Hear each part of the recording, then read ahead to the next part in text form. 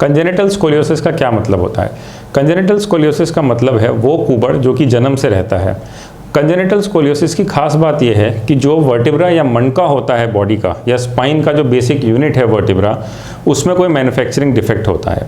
ये एक नॉर्मल मणका है या वर्टिब्रा, ये ऐसा नॉर्मल होना चाहिए बॉडी में। लेकिन अगर कभी किसी कारण से दो मणके या वर्टिब्रा आपस में चिपके हुए हों, या इनके बीच में एक आधा बना हुआ मणका हो, या एक तरफ से कोई बोन की बार हो जो कि इनकी ग्रोथ ना होने दे रही हो, तो इस तरह से स्पाइन टेढ़ी हो जाती है।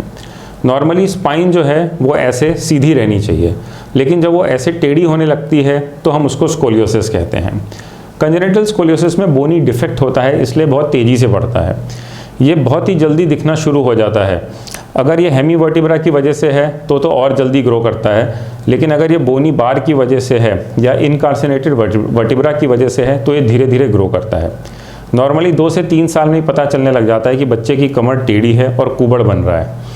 ये इतनी तेज़ी से ग्रो करता है कि नॉर्मली इसमें बहुत जल्दी डिफॉर्मिटी करेक्शन की ज़रूरत हमें पड़ जाती है।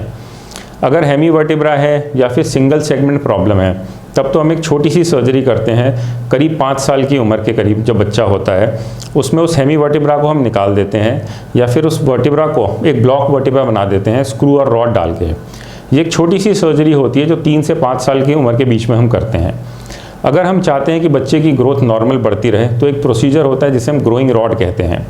नॉर्मली ये 5 से 10 साल के बीच में हम करते हैं। इसमें हम टॉप और बॉटम के वर्टिब्रास को एक बार से फिक्स कर देते हैं या फिर एक रॉड से फिक्स कर देते हैं, जिसको कि हम हर 6-6 महीने में थोड़ा थोड़ा लंबा करते रहते हैं। इसको ग्रोइंग रॉड टेक्निक कहते हैं।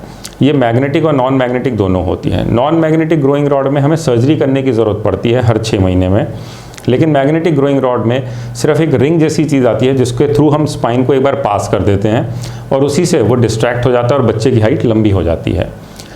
किसी भी तरह का स्कोलियोसिस हो तो उसमें हमें फाइनली सर्जरी या फ्यूजन की ज़रूरत पड़ती है। कंजेनिटल स्कोलियोसिस में इसकी ज़रूरत हमें जल्दी पड़ती है, और अगर कर्व बहुत तेज़ी से बढ़ रहा हो तो हो सकता है कि हमें 10 साल के करीब या उससे भी जल्दी फाइनल फिक्सेशन या फ्यूजन करने की ज़रूरत पड़े, जिसको कि हम नॉर्मली शॉर्ट सेगमेंट फिक्सेशन या फ्यूजन करते हैं। इसमें हम उस स्पाइन के पार्ट को जो कि टेढ़ा हो गया होता है, सीधा करके रॉड और स्क्रू के थ्रू फिक्स कर देते हैं, और उसको फिक्स करने की वजह से स्पाइन सीधी हो जाती है। तो अगर आपको कंजेनिटल स्कोलियोसिस है या आपकी एमआरआई रिपोर्ट में आया है कंजेनिटल स्कोलियोसिस, तो चिंता ना करें। आप अपनी रिपोर्ट हमें भेजे, इस पे दिखाए हुए नंबर पे भेज सकते हैं। जो भी उसका बेस्ट ट्रीटमेंट होगा हम आपको सजेस्ट करेंगे। Thank you.